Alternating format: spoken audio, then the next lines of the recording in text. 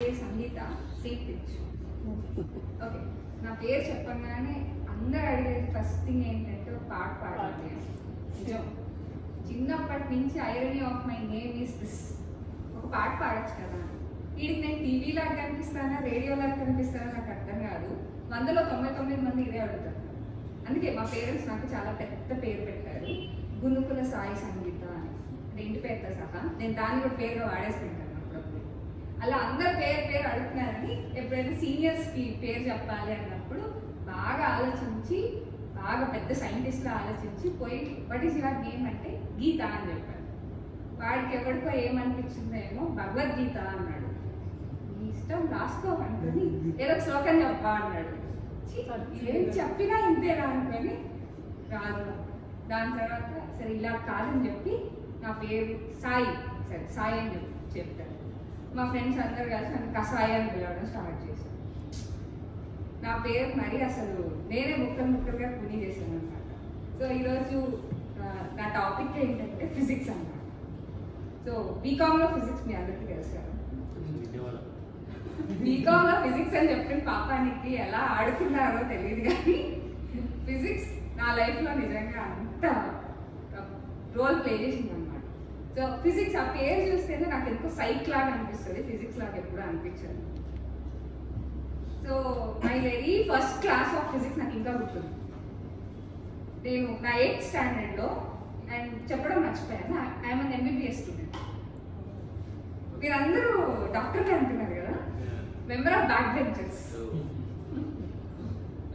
So నేను ఎప్పుడు last బెంచ్లోనే కూర్చొని సీతారాముల ఆట ఎలా ఆడాలి, స్టార్ ఆట ఎలా ఆడాలి, ఇవన్నీ మాకు బాగా వచ్చాయి అనమాట.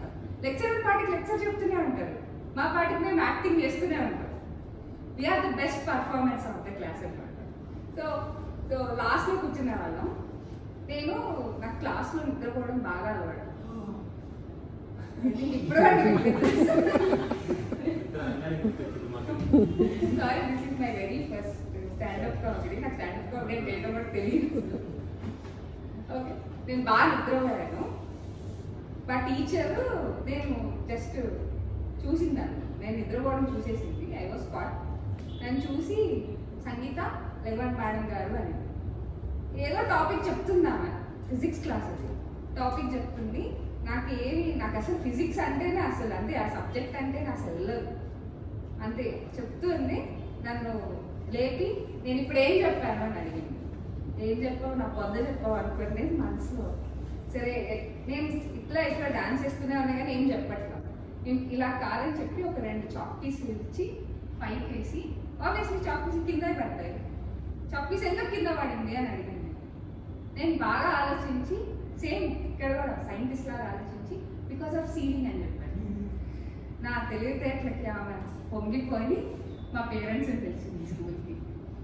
So this is my very first class. So topic gravity అని కూడా చూడకుండా అంత బాగా నిద్రపోతున్నాను అనమాట క్లాస్లో. సో దీని తర్వాత 10th ఈ సైన్స్, మ్యాథ్స్ నాకు యాక్చువల్లీ అరిథమోఫోబియా ఉంది, అంటే ఫియర్ ఆఫ్ నెంబర్స్ అనమాట. ఈవెన్ మా అమ్మ చాకలి పత్తు చెప్పినా కానీ నాకేమి ఏదో వింటూ ఉంటా, సరిపోయిందా అంటది. 10 రూపాయలు టాలీ అవ్వట్లేదు పాప అంటే, 10 రూపాయలు కదా పోయింది, ఏదో లక్షలు కోట్లు పోయినట్టు ఎందుకంత ఫీలింగ్ ఇస్తావు, పోతే పోయింది, నాకు నెంబర్స్ చెప్పండి చిరాకు వస్తుంది అని చెప్తాను. ఈవెన్ మా హస్బెండ్ కూడా నాకు లెక్కలు గిక్కలు చెప్తుంటే నేను వింటున్నాను, నటిస్తాను అంతే. సో ఇలానే మా నాన్న కష్టపడి 1, 1, 2, 2, 3 కాలేజ్లో చేర్చాను నన్ను. ఆబ్వియస్లీ మనంతా ఆజాదీకి చదివిన వాళ్ళమే.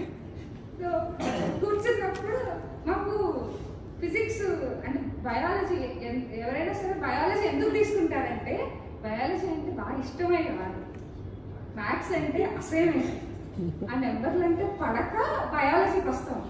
మళ్ళీ పైకి మాకు బయాలజీ అంటే ఇష్టం అని చెప్పి ఏదో పైన వేసేసుకుంటాం మేము, ఆబ్లిగేటరీ అనమాట మాకు. సో ఫిజిక్స్ ప్రాక్టికల్స్ అనమాట. సో 1, 1, 2, 2, 3 ఎప్పుడు ఎవరు ప్రాక్టికల్ నాలెడ్జ్ ఎవరికి ఉండదు, మొత్తం అంతా థియరటికల్ నాలెడ్జ్. అసలు రాయమంటే పేపర్ రాస్తాం కానీ ఏదన్నా చూపించేది ఏంట్రా అంటే నా జీవితంలో ఇదే మొదటిసారి చూస్తున్నాను, అదేంటో నువ్వే చెప్పు అంట. మా ఫిజిక్స్ ప్రాక్టికల్ వచ్చింది, చెప్పాను కదా ఐ లవ్ ఫిజిక్స్ అని. సో ఫిజిక్స్ ప్రాక్టికల్ యూజువల్గా వేరే క్యాంపస్లో జరుగుతుంది. మేము వెళ్ళి ఆ క్యాంపస్కి వెళ్ళి నిలబడాలన్నమాట. మేము నిలబడ్డాము అందరం ఒక 30 మెంబర్స్. నేను లాస్ట్ నిలబడ్డాను. ఆ రూమ్లో 30 మెంబర్స్ ఉన్నారు, నేనే లాస్ట్. మార్నింగ్ 7కి వచ్చాం. ఈ లోపల ఈ జేఎల్స్ వాళ్ళు వచ్చి కాపీ చేయించి, అక్కడ మాత్రం చాలా లెజిటిమేట్గా కాపీ జరిగింది. సో మేమే సీట్స్ పెట్టుకుని మొత్తం రాసేసాం. అంతా రాసేసిన తర్వాత 9 అయింది. ఎక్స్టర్నల్ 9కి వస్తానన్నారు. ఎక్స్టర్నల్లే మార్కులు వేయాలి మాకు. వెయిట్ చేస్తున్నా రావట్లేదు ఎంతసేపటికి. సరే అని 12 అయింది. ఈ లోపల మా ఫ్రెండ్ వర్నియర్ క్యాలిపర్స్, స్క్రూ గేజ్ ఇవన్నీ స్కూళ్ళన్నీ ఇప్పేసి ఏదో ఒకటి తయారు చేసింది. మేము అన్నీ దాని పైన పెట్టి కింద పెట్టి ఆడుకుంటున్నాం అనమాట దాంతో. తీరా 12 o'clockకి ఒక అమ్మాయి పరిగెత్తుకుంటూ వచ్చి మన ఎక్స్టర్నల్ వచ్చే బస్సుకి యాక్సిడెంట్ అయింది అని చెప్పింది. మేమంతా పోయారా అమ్మ, నేను చెప్పింది బస్సుకి యాక్సిడెంట్ అయిందని, ఆయనకు కాదు. పాపం బతికే ఉన్నాడు అనమాట అనుకున్నాం. తీరా 5 o'clock ఆయన వచ్చాడు. చాలా ఆరోగ్యంగా ఉన్నాడు అనమాట. రావడం ఇంకా 1 hour టైం ఉంది. 6 o'clockకి క్యాంపస్ క్లోజ్ చేస్తారు మాకు. ఈ ప్యూన్ వచ్చి సార్ మీకు ఇంకా 1 hour ఉంది, మీరు మార్క్స్ ఇచ్చేయాలి, అన్నీ చేసేయాలి అంటే ఓకే అని చెప్తున్నాడు. చూస్తేనే పెద్ద చండశాసనంలో అన్నాడు. వచ్చి ఫస్ట్ వాడు ఒక 10 questions అడిగాడు. వాడేమో ఏడుస్తున్నాడు. మాకు ఏమి తెలియదు, ఏమీ రాదు. మా లాస్ట్ బ్యాచ్కి ఎంబీబీఎస్ బ్యాచ్కి ఏమీ రాదు. మేము చచ్చిపోయాం ఇంకా అంతే. ఇంకొక అమ్మాయి అక్కడి నుంచి మాకు సైలెంట్ చేస్తుంది, అవుట్, చచ్చిపోయారు నిలబడాలి.